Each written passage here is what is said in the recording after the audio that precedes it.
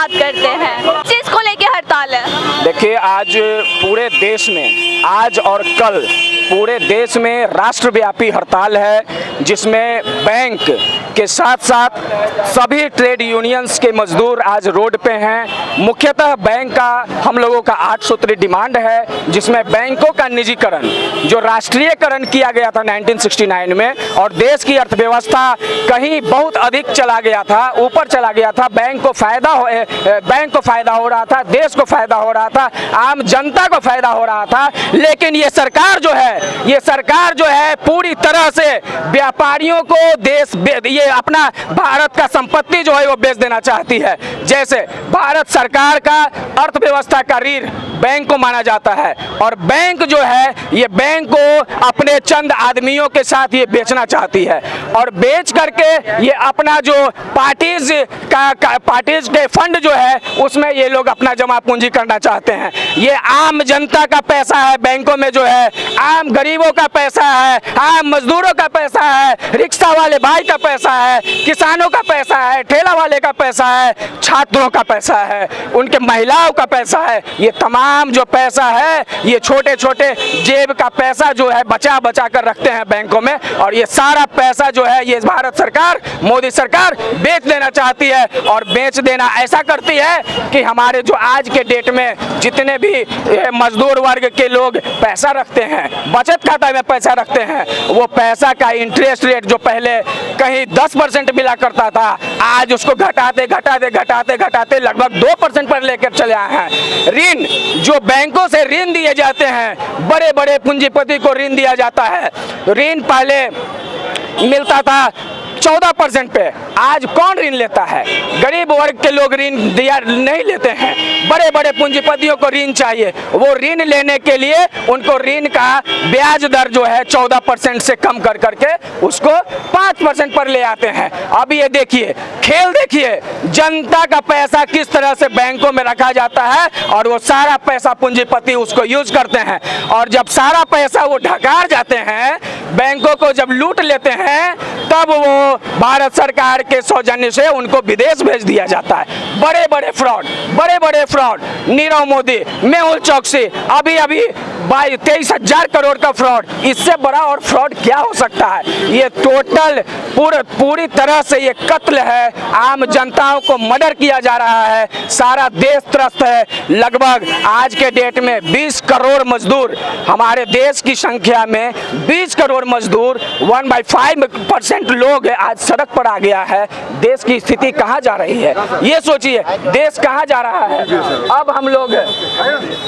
अब ये समझिए कि हम लोग धीरे धीरे मरते जा रहे हैं, मजदूर का आवाज जो है वो धीरे धीरे खत्म होते जा रहा है। आज हम अगर बोलने के लायक हैं, आज आप हमारे यहाँ हैं और हम आप बोलने की आवाज कर रहे हैं, आप हमसे ये आवाज बोलने के लिए भी छीन लेना चाहते हैं। लेबर लॉ में अमेंडमेंट करके हम रोड पर आज अगर हम अपनी लड़ाई लड़ते हैं हक के लिए, तो आप हमको जेल में डाल दीजिएगा। ये तमाम चीजें जो हैं आप हमको खत्म करके आप हमको फिर से गुलामी की राह पर लेकर जाना चाहते हैं, ये हम कतई बर्दाश्त नहीं करेंगे। और ये आज 20 करोड़ मजदूर रोड पर आए हैं, धीरे धीरे ये 50 करोड़ मजदूर रोड पर आएगा, और ये देश जो है बिखरते चला जाएगा। फिर से गुलामी की तरह ये मोदी सरकार जो है ये फिर से अंग्रेजों की तरह हमारा लूट लेगा सारा पैसा और त्राहिमाम कर देगा ये देश के लिए। मोदी सरकार तो कहती है कि अच्छे दिन आए हैं। अच्छे दिन उनके लिए आए हैं, उनके दोस्तों के लिए आए हैं, जो कि गरीबों का पैसा जो बैंक में बचत खाता में रखते हैं, वो सारा पैसा जो है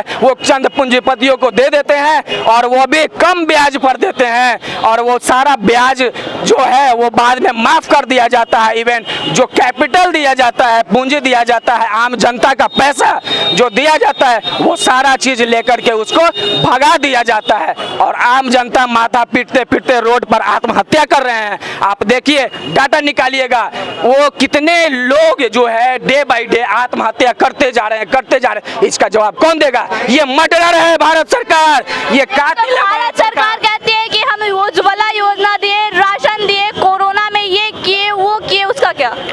देखिए ये सारी योजनाएं हैं, योजनाएं कौन करता है? योजनाएं सरकारी बैंक के द्वारा होता है, और जब सरकारी बैंकों के द्वारा योजनाएं आपको सफल बनाया जाता है तो आप फिर सरकारी बैंकों को ही बेच देना चाहते हैं। इनका खेल बहुत ही दूसरे टाइप का है।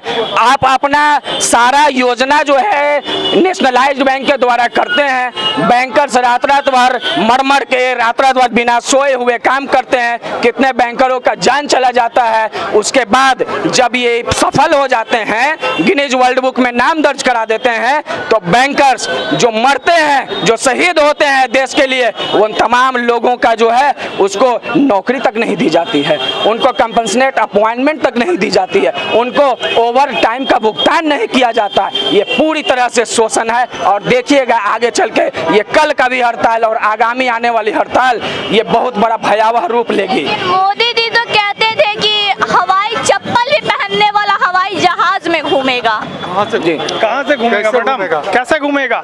अनएम्प्लॉयमेंट का रेट देखिए ना, 10% से ज़्यादा हो गया, मतलब 10% से ज़्यादा हो गया। अनएम्प्लॉयमेंट की बात कर रहे हैं। नया पेंशन स्कीम में जो लोग रिटायर कर रहे हैं, हम पुराने लोग हैं, उनको मान लीजिए 32,000 मिल रहा है, तो नया पेंशन स्कीम वाले को 320 रुपया मिल रहा है। अब कहाँ है अच्छा दिन? दिखा दीजिए आप हमको। मोदी सरकार तो कहती है कि हम गरीबों के सरकार है। कहने के लिए गरीबों की सरकार है, काम तो सब अमीरों के लिए हो रहा है। अगर बैंक को प्राइवेटाइज किया जा रहा है तो गरीबों का क्या फ़ायदा होगा? आप एक उदाहरण बता दीजिए, कोई संस्था को प्राइवेट किया गया हो और गरीब को फ़ायदा हुआ हो। हमेशा प्राइवेटाइजेशन कॉरपोरेट्स के लिए होता है। जब बैंकों को नेशनलाइज किया गया था तो गरीबों के लिए किया गया था। अब इसको वो डीनेशनलाइज किया जा रहा है, प्राइवेटाइज किया जा रहा है, ये केवल और केवल कॉरपोरेट्स के लिए होता है। कोई भी प्राइवेटाइजेशन गरीबों के लिए नहीं हो सकता है। ज़रूरत था रिक्रूटमेंट का, ज़रूरत था जो कंट्रेक्चुअल एम्प्लॉई हैं उनको रेगुलराइज करने का, ज़रूरत थी लोगों को मदद पहुंचाने की, ज़रूरत है सेविंग्स में और अन्य डिपॉजिट जमा योजनाओं में रेट बढ़ाने की ताकि लोगों को राहत हो, सर्विस चार्जेज में रेट कमी करने की। लेकिन बैंकों में क्या हो रहा है? जस्ट उल्टा हो रहा है। किसको फ़ायदा देने के लिए? कॉर्पोरेट्स को सस्ता लोन दे रहे हैं और बैंकों में पैसा कौन जमा करता है?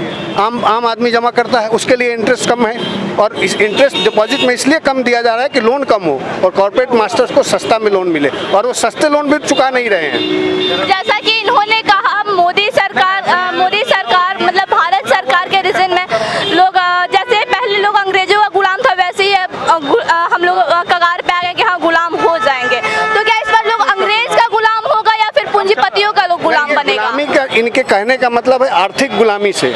और जब अंग्रेज भी आए थे तो पहले आर्थिक गुलामी आई थी, बाद में राजनीतिक गुलामी आई। तो ये पहले आर्थिक गुलामी आ रही है, राजनीतिक गुलामी भी आ सकती है। लेकिन आज हमें मान के चल रहे हैं कि जो पॉलिसीज़ है वो हम लोगों को पुनः वापस उसी एरा में ले जाने का प्रयास करें जहाँ इकोनॉमिकली हम लोग स्लेब्स होंगे और मास्टर्स हमारे वो होंगे जो जिनके पास हम कमा के धन जमा करेंगे। ये हमारा कहना है। जैसे कि मोदी सरकार बोलती है कि हम कोरोना काल में इतना काम किए, राशन वितरण किए, इतने करोड़ का राशन वितरण किए, वो सब कहाँ से आएगा? आप अगर कोरोना काल में राशन वितरण किए, कोरोना काल के बाद दुनिया खत्म हो गई, क्या सबको राशन मिल गया? क्या राशन लेना ही हमारा काम है? अगर हमको केवल भोजन मिल जाए वही अंतिम मोदी सरकार तो इसी पे वाहवाही लूटती है ना कि हम 5 किलो राशन हर महीने में देते हैं, गेहूं देते हैं, दाल देते हैं। बेरोजगारी बढ़ी है, भूखमरी बढ़ी है, किसानों की आत्महत्याएं बढ़ी हैं, लोग सड़कों पर हैं। तो आप सरकार हैं, मीडिया के माध्यम से आप दावा कर रहे हैं, लेकिन सच्चाई हम जानते हैं, हम ज़मीन पे हैं, हमको पता है कि कुछ भी नहीं हुआ है। सरकार जो कह रही है वो दावे केवल खोखले हैं। पूरे देश में 2 दिन का बैंक हड़ताल चल रहा है। 28 और 29 मार्च को पूरे देश में 2 दिन का बैंक हड़ताल है और बैंक हड़ताल निजीकरण को लेके है। इनका कहना है कि मोदी सरकार हत्यारा है, वो लोगों की हत्या कर रहा है, भूखमरी बढ़ रहा है, बेरोजगारी बढ़ रहा है। आगे की खबरों के लिए जुड़े रहे हमारे फेसबुक पेज और यूट्यूब चैनल से। धन्यवाद।